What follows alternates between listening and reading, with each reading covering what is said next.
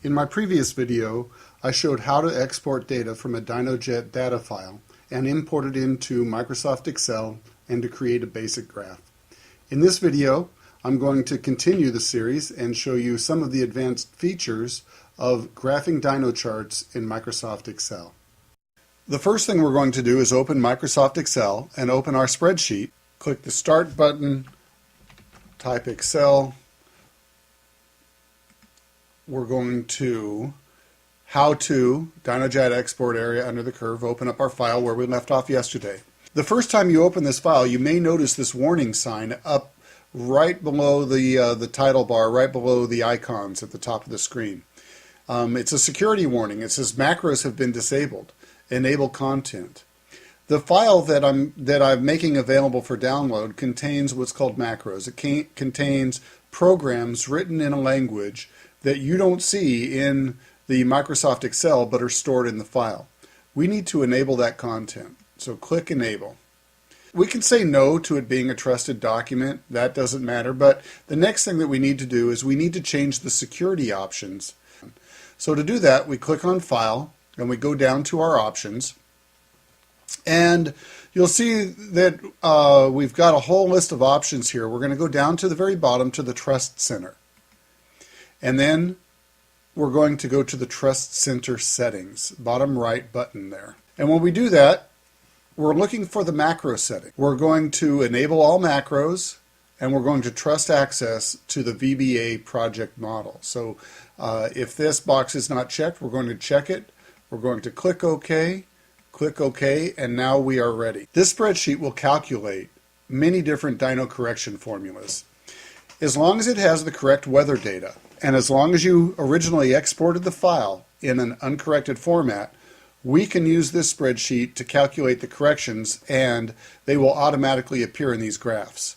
If you notice at the very top of column H, we see it says uncorrected. If we click on the word uncorrected, we see a little pull-down menu. And when we pull that down, we've got a list of choices. The normal Dyno correction formula is called SAE J1349. And if we click on that, we should be able to see, you notice that the graph changed. Before we can use the horsepower correction formula, we need to get the correct weather data. The accuracy of the formula depends on the accuracy of the weather that was collected. In the DynoJet file we exported, the weather data was stored in the file. Let's click back our tab to DJ Data Export. And you can see at the top of the screen on line 6 contains the weather data for this particular dyno run. Let's write down these numbers. We can see that it's 72.46 degrees Fahrenheit, 30.01 inches of mercury, that's the barometric pressure, and 24% humidity. Now let's go back to our run file and let's modify the weather correction data for the SAE formula. So if you click on the second row in column H, you will see a correction value. You'll see the formula SAE-CF, that's SAE correction formula. We need to change the first 3 values in this formula, and let's not touch any of the others. The first value is the weather, the temperature, 72.46. The second value is the barometric pressure. That was the 30.01. And then the third value is the humidity.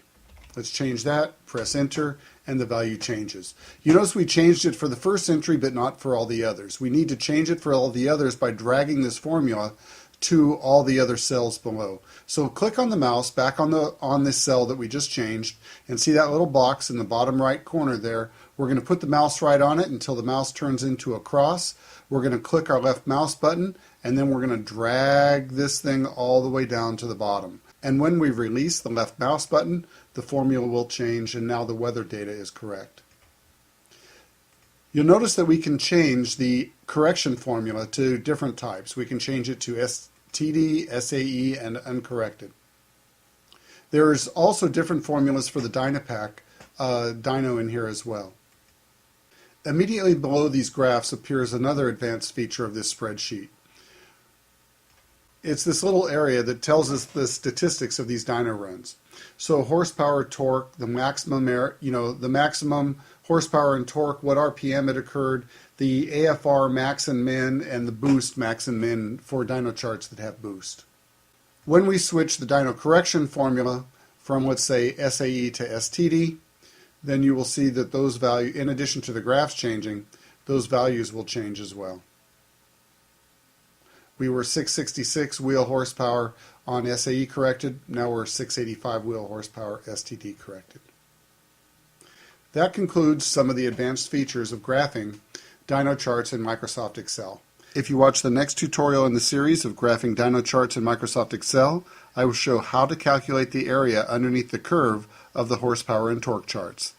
Thank you for watching.